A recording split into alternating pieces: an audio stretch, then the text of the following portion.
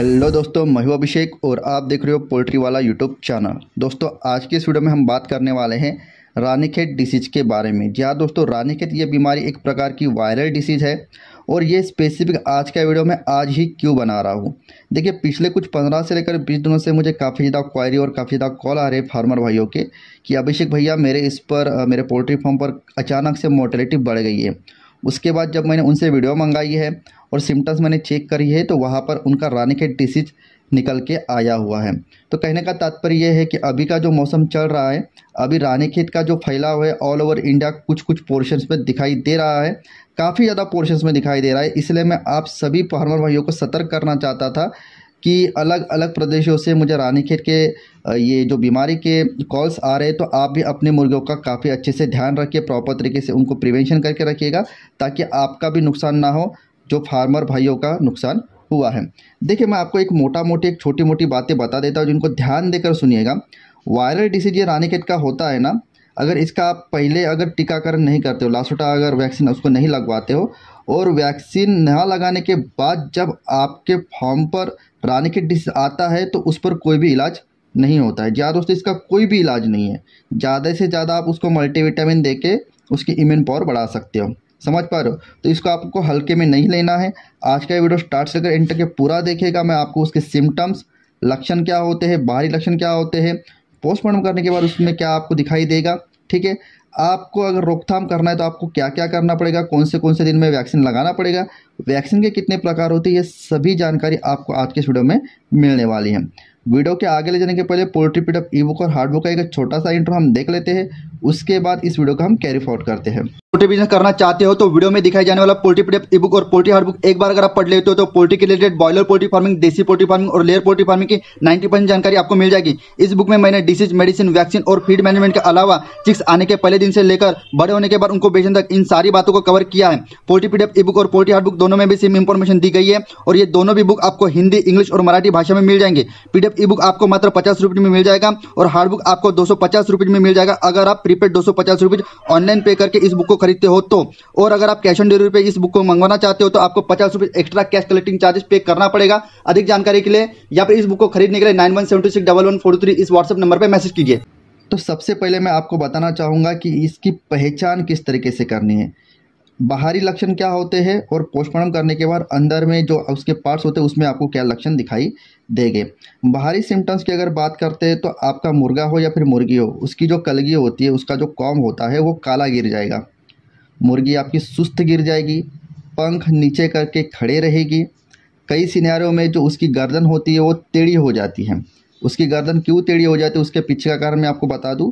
ये जो रानीखेत का वायरस होता है वो सबसे ज़्यादा उसके जो मुर्गी का दिमाग होता है, मस्तिष्क होता है, वहाँ पर अटैक करता है और उसके न्यूरॉन्स पर अटैक करने की वजह से जो मुर्गी का दिमाग होता है वो प्रॉपर तरीके से फंक्शन नहीं कर पाता, जिसके कारण उसके बॉडी के अलग अलग हिस्सों पर जैसे गर्दन, पैर, पंख, इनको लकवा मार जाता है, ठीक है। तो अगर आपकी मुर्गी लंगड़ा कर चल रही है, उसको पैर काम नहीं कर रहे हैं, उसकी गर्दन टेढ़ी हो गई है, तो ये रानीखेत का एक पक्का सिम्टम्स होता है, ठीक है। उसके बाद क्या होता है कि ये जो रानीखेत का जो वायरस होता है वो उसके डायरिया पर भी असर करता है, यानी कि जो उसका हाजमा होता है, अतड़ियाँ होती है, उसमें पर इम्पैक्ट करता है। तो ऐसे समय में आपको आपके मुर्गियों की जो बीट होती है वो 3 कलर की दिखाई देगी। एक तो होती है सफ़ेद पतली, उसके बाद पीली पतली और उसके बाद होता है हरे कलर की पतली संडास, यानी कि बीट वो आपकी मुर्गियाँ करेंगी। लेकिन अगर रानीखेत की तीव्रता अगर आपके फार्म पर ज़्यादा है तो ज़्यादातर सिनेरियो में बहुत सारे पोल्ट्री फार्मर्स के फार्म पर जो बीट का कलर होता है वो हरा होता है और हरा कलर भी कुछ आम हरा नहीं होता, वो डार्क हरे कलर की उसकी बीट होती है अपने मुर्गियों की। ये सभी के सभी जो लक्षण होते हैं ये दोस्तों बाहरी लक्षण हैं। लेकिन जब आप पोस्टमार्टम करते हो अपने मुर्गियों का तो वहाँ पर आपको कौन सा लक्षण दिखाई देंगे। देखिए, सबसे मेन लक्षण अगर आप पोस्टमार्टम करते हो तो वो ये होता है जो गिजड़ होता है। जैसे कि आप वीडियो के स्क्रीन पर देख पा रहे होंगे, गिजड़ के ऊपर में एक फुगेरनुमा एक पार्ट होता है, एक अवयव होता है मुर्गी का जिसको प्रोवेंटिकुलस बोला जाता है। तो ये जो गिजड़ होता है, जठर होता है, उसके ऊपर के प्रोवेंटिकुलस का अगर आप काटते हो और अगर आपके मुर्गियों को रानीखेत का डिसीज अगर नहीं हुआ है तो वहाँ पर नुकीले कांटे नुमा सफ़ेद दाने होते हैं। लेकिन अगर आपके मुर्गियों को रानीखेत का डिसीज हुआ है तो यही प्रोवेंटिकुलस के नुकीले जो दाने होते हैं वो लाल कलर के हो जाएंगे। तो ये भी एक 101% सिम्टम है कि आपके मुर्गे को रानीखेत का प्रॉब्लम या फिर वायरस का बीमारी हुई है। ये तो सिम्टम्स हो गए बाहरी और अंदरूनी कि किस तरीके से आप अपने मुर्गों को वायरस हुआ है, रानीखेत का डिसीज हुआ, ये पहचान सकते हो। अभी हम बात करते हैं कि इसका इलाज क्या है और इसका टीकाकरण हमको किस किस प्रोसेस से कब कब करना है। देखिए, इलाज की अगर मैं बात बोलूँ तो रानीखेत डिसीज आपको आपके मुर्गियों को होने के पहले अगर आप वैक्सीन लगवाते हो वक्त रहते तो यही इसका सबसे बड़ा इलाज है। लेकिन वायरस या फिर डिसीज अगर आपको रानीखेत के मुर्गियों को हुआ है तो उसके बाद उसका कोई भी इलाज नहीं है।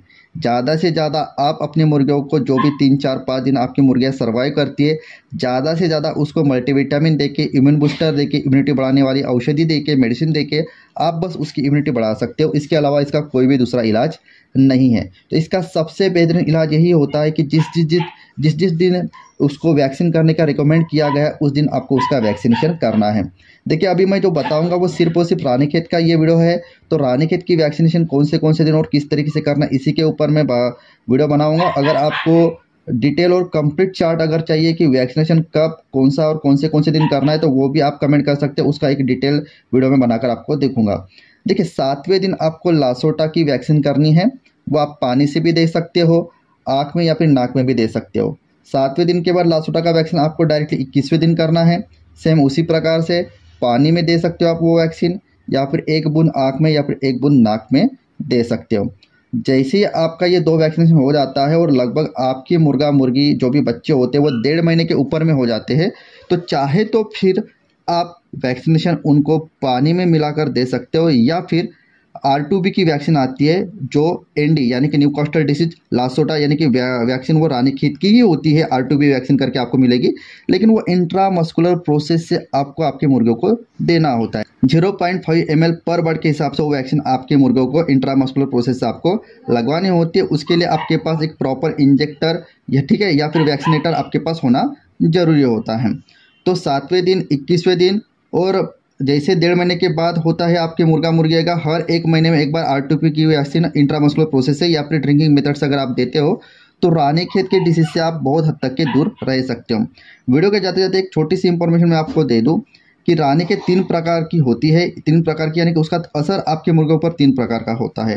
पहला असर होता है आउटब्रेक वाला, यानी कि आपके पास 100 मुर्गियाँ है तो 100 की 100 मुर्गियाँ आपकी मर जाएगी। दूसरा जो प्रकार होता है वो होता है मीडियम प्रकार का, यानी कि आपके पास 100 मुर्गियाँ थी, उसमें से 50% मुर्गियाँ मरी और 50% मुर्गियाँ सर्वाइव कर ली। और 30% की मुर्गियाँ होती है जहाँ पर सिर्फ 15% तक के ही 15-20% तक की मोर्टेलिटी होती है और 80% तक के आप अपनी मुर्गियों को बचा लेते हो। देखिए, ये जो तीसरे प्रकार का जो कैटेगरी होती है, 20% मुर्गियाँ मरती है, बाकी 80% मुर्गियाँ बच जाती है, ये उस कैटेगरी में होता है जो फार्मर ने अपने मुर्गियों को वैक्सीनेशन किया था, लेकिन जो 20% मुर्गियाँ उनकी मरी हैं वो किसी ना किसी कारण के चलते, वैक्सीनेशन तो हुई थी लेकिन वैक्सीनेशन का जो रेजिस्टेंस पावर उनमें डेवलप नहीं हो पाया। ठीक है, यानी कि वायरस से लड़ने की जो रेजिस्टेंस पावर होती है वो किसी कारण के चलते उन 20% मुर्गियों में तैयार नहीं हो पाई, जिसके चलते 80% तक तो उनकी मुर्गियाँ बच गई, लेकिन 20% तक की मुर्गियाँ उनकी मर गई। अगर आपको जानना है कि वैक्सीनेशन करते समय कौन सी गलतियाँ आपकी तरफ से होती है जिसके कारण वैक्सीनेशन करने के बावजूद भी आपके फार्म पर वायरस या फिर डिसीज होता है, तो उसके नीचे उसके रिगार्डिंग आप कमेंट कर सकते हो। उसके रिगार्डिंग में मैं आपको एक वीडियो डेडिकेटेड बनाकर दे दूंगा।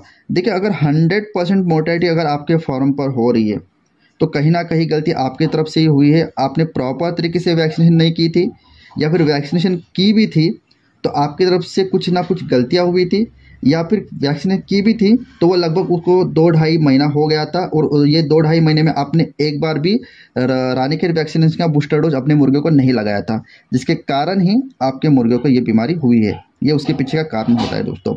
तो आई होप दोस्तों इस वीडियो में बताए गए रानीखेत डिसीज के रिगार्डिंग सिम्टम्स, उसके उपचार, प्रिवेंशन और ट्रीटमेंट के रिगार्डिंग जो भी बातें मैंने आपको बताई वो आपको अच्छी लगी होगी। वीडियो अगर आपको अच्छा लगा होगा तो दिल से एक लाइक, और चैनल पर अगर आप नए हो तो चैनल को सब्सक्राइब कर दीजिएगा। इसी तरीके का एक पोल्ट्री का नॉलेजेबल वीडियो लेके मैं मिलता हूँ आपको नेक्स्ट वीडियो में। तब तक के लिए धन्यवाद। मैं मिलता हूँ आपको नेक्स्ट वीडियो में।